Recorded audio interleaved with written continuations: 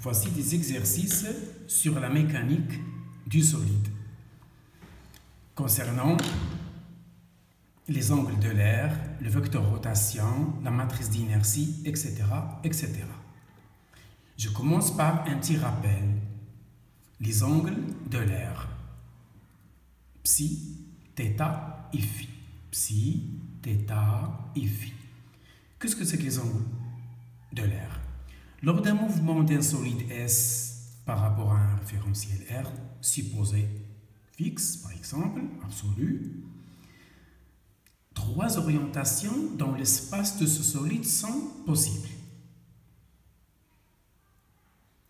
Donc, voilà comment ça se passe. J'ai un référentiel fixe, par exemple celui du laboratoire, il est dit absolu, c'est un référentiel de base I1, J1, K1.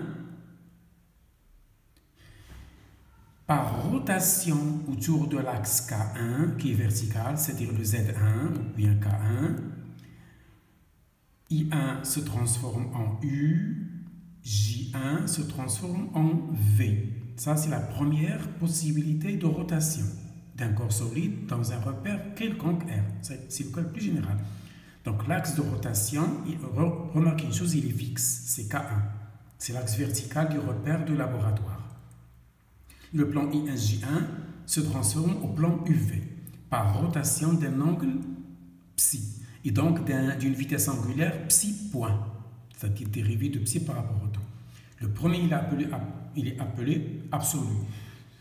C'est celui-là, UVK1 ou bien UVZ1, il est dit le repère intermédiaire numéro 1, c'est R1. Par une deuxième rotation de ce repère, supposons que U est fixe. Maintenant, je fais tourner le repère autour de l'axe fixe. Remarquez, le vecteur qui reste le même, c'est l'axe de rotation. Tout à l'heure, c'était K1. Maintenant, c'est U.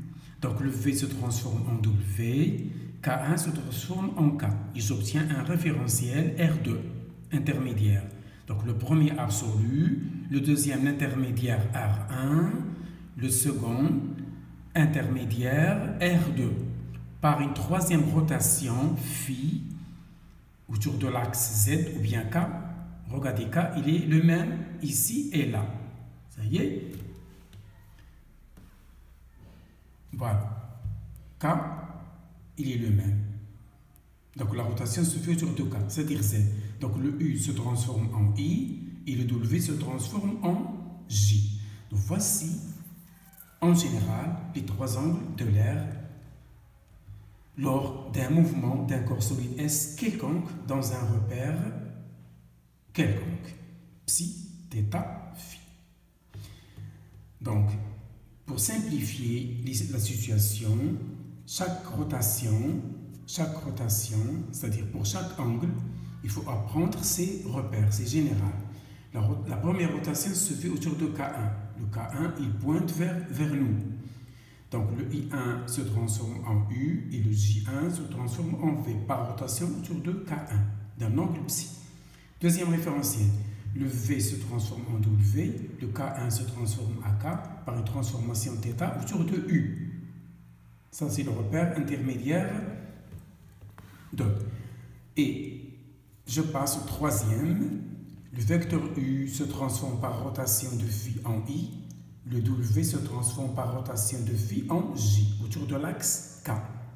Il faut toujours, si vous avez des exercices, dessiner ces trois référentiels. Ils sont très utiles pour les projections, parce que pour pouvoir faire le produit scalaire des vecteurs, il vaut mieux se situer dans la même base. Les calculs seront ainsi aisés. Ça y est, ça, c'est le premier paragraphe, c'est le rappel. Je passe au deuxième. Voici un exercice pour illustrer cette situation, ces données, pour mieux comprendre ces données.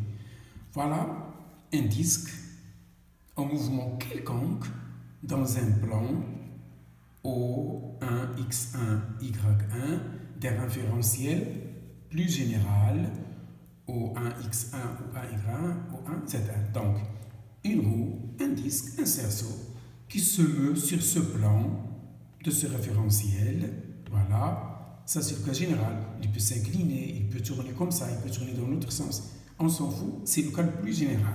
Cet exercice va concrétiser les angles de l'air. Donc, le centre du disque, je l'ai appelé C. Cerceau, par exemple. Le disque, il est homogène de centre O.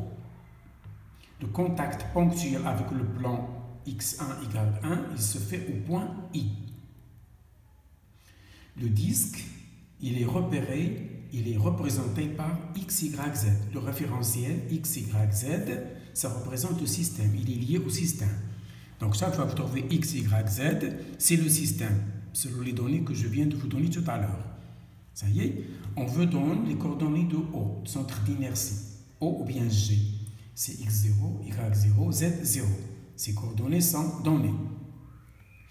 Le UWZ et le XYZ ont le même axe Z. Donc le plan UW, c'est le même que celui XY. Donc le plan UW et XY sont identiques. Parce qu'ils ont le même axe. U est perpendiculaire à Z, W perpendiculaire à Z.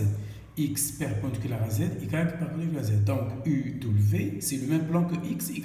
Il faut connaître ça. Hein? Donc X, Y, Z représente le disque. Donc la position du disque est déterminée par 6 paramètres. Je n'ai pas encore posé de questions, je vous donne les données. Soit un cerceau ou bien un disque qui se meut de manière aléatoire sur un plan O1, X1 ou Y1, des référentiels du laboratoire R1 supposé absolu. Donc la position, elle est donnée par 6 paramètres, les 3 coordonnées du centre de gravité et les 3 angles de l'air.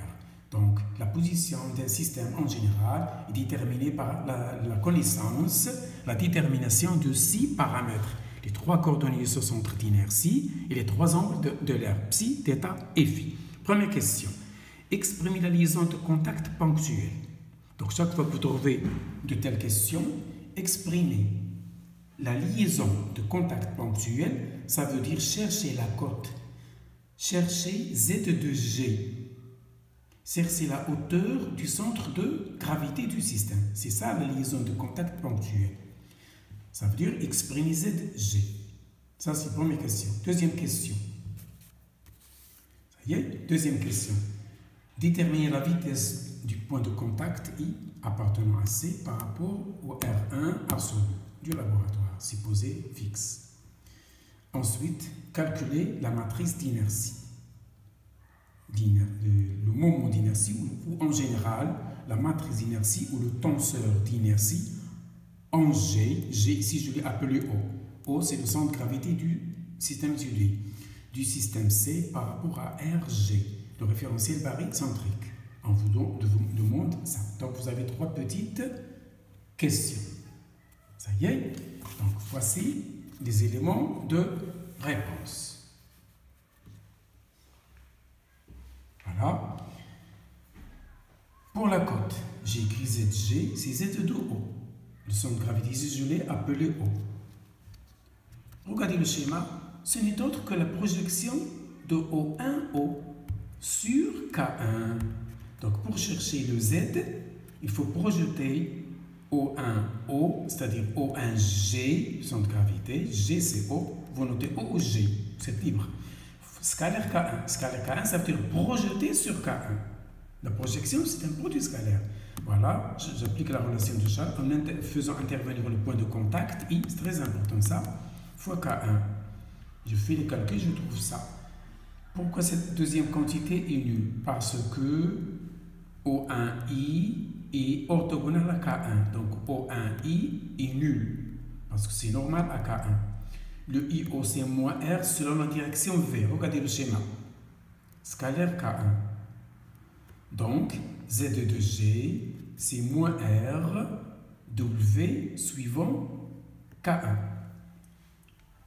Pardon, ici, c'est W. C'est moins R W K1. Donc, Z de G, c'est moins R W K1. Or, W dans les référentiels que je vous ai donnés tout à l'heure, par projection, c'est cos θ V plus sin θ K1. Vous remplacez W par ceci en faisant produit scalaire, vous trouvez facilement ZG, c'est moins R sin θ. Voici la liaison de contact demandée dans la première question. N'oubliez pas que V scalaire K1 est nul parce que V et K1 sont perpendiculaires. Lorsque vous remplacez W, vous allez trouver V. V et K1 sont orthogonaux. Pour le scalaire est nul.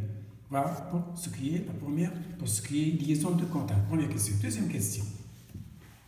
Si je veux la vitesse d'un point I appartenant au système par rapport à un point sur R, un supposé absolu, pensez à la distribution de champ de vitesse. C'est celle-là. C'est la distribution de champ de vitesse. Si vous avez deux points appartenant au même système, vous l'appliquez toujours. Mais pourvu que les deux points soient du même système. I appartenant à C et O appartient à C. C'est son centre de gravité, c'est le centre d'inertie. J'applique cette distribution, vous la connaissez, c'est dans le cours. La vitesse, elle est donnée. La vitesse, elle est déduite des données de G. Donc, ça, c'est V de O, c'est-à-dire V de G. Or, les coordonnées de G sont X, Y, Z. Vous les dérivez, X point, Y point, Z, et vous avez la vitesse de O, c'est-à-dire la vitesse de G. Le O, c'est le G ici. Hein? Le IO, c'est moins RW. Oméga, c'est le cas général. C'est psi point selon K1, plus θ point suivant U. Les trois rotations de tout à l'heure, hein? Plus phi point suivant K. Ça, c'est dans le rappel. Ça y est, avec W vectoriel K1, c'est cos θ U, les petits repères que j'ai donnés tout à l'heure. W vectoriel U, c'est moins K. Regardez les trois référentiels projetés. W vectoriel K, c'est U, vous remplacez, tout calcul fait, vous trouvez ça. C'est très lent. Voilà, V selon I1, la direction I1. J'ai travaillé dans la base I1, J1, K1 du référentiel absolu. Voilà la vitesse selon la direction I1. Et voilà la vitesse selon la direction I1. Voilà la vitesse selon la direction J1. Et voilà la vitesse selon la direction K1. Elle est nulle parce que vous allez utiliser la première question. Ainsi que Z de G, c'est moins R sin θ. Or, Z point, c'est moins Rθ, point cos θ. Ça et cette quantité s'annulent. Donc, il n'y a pas de vitesse selon Z. Donc, la vitesse ici, elle est plane. Donc, la vitesse du disque du cerceau appartenant au plan I1, J1. Parce qu'il n'y a pas de V selon la direction Z. Passons maintenant à la matrice. Et on va terminer. Voilà le tenseur d'inertie ou la matrice d'inertie, c'est I en G ou bien en O de C par rapport à RG.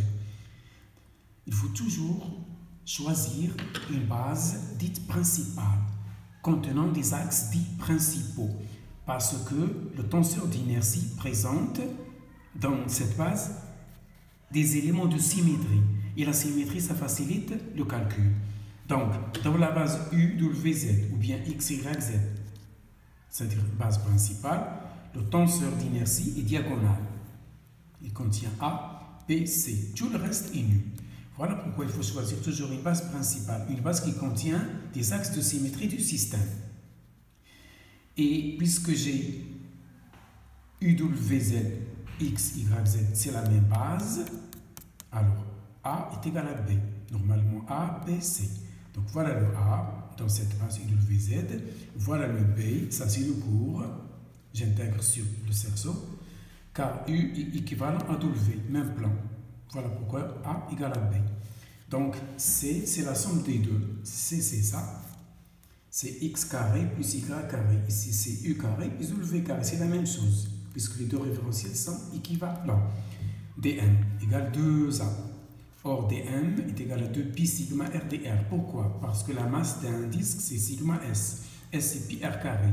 Par différenciation, par calcul différentiel, par calcul infinitésimal, j'obtiens dm égale 2pi sigma RdR.